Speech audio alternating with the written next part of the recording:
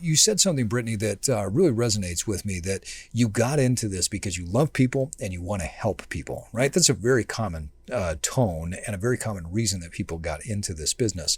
But I want to talk about the industry and some of the challenges that they're facing, because I think a lot of people that got into the business because they love it, they found that, this little thing called COVID really rocked their world, and it made it so difficult to deal with the normal day-to-day challenge in addition to having this pandemic.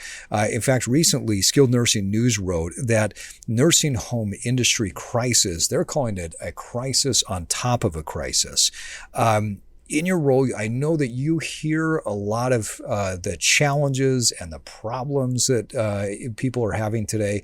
What are some of the most common challenges that skilled nursing facilities, people in the post-acute space are faced with today?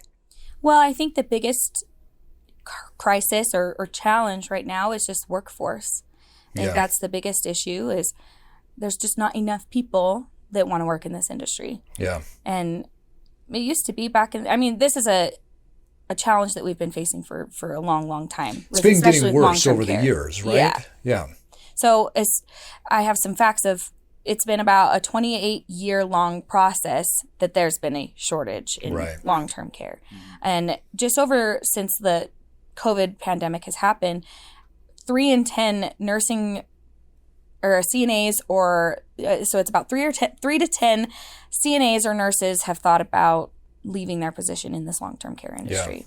It's pretty shocking when you think about that people are thinking about leaving. They got into this business because they love helping people. Yeah. And then you throw a pandemic and it's created all of this stress and this pressure.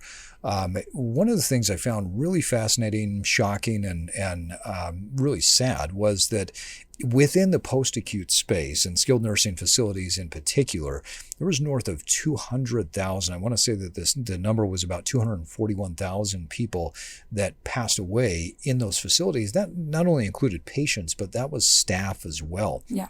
And so we're seeing a shortage of staff because people were getting burnout. We're seeing a shortage of staff because of people passing away. So staffing is clearly an issue.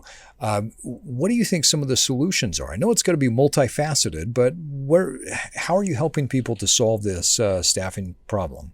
Well, for me, when I was back in as an administrator, I really enjoyed spending quality time with my CNAs and with my nurses. And that's something that really has stuck with me, is people will stay because they like a manager. Yeah. They may not, some people will leave, but not everyone will.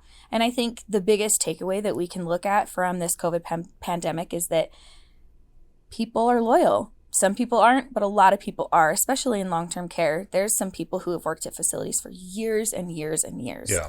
And there's going to be turnover, no matter what. But there's been a lot of people who have proven that they are loyal to you. And I think that as an administrator, you have to realize that and make people want to work for you. Make it a facility that it is fun and exciting and they want to come to work. It's a hard job.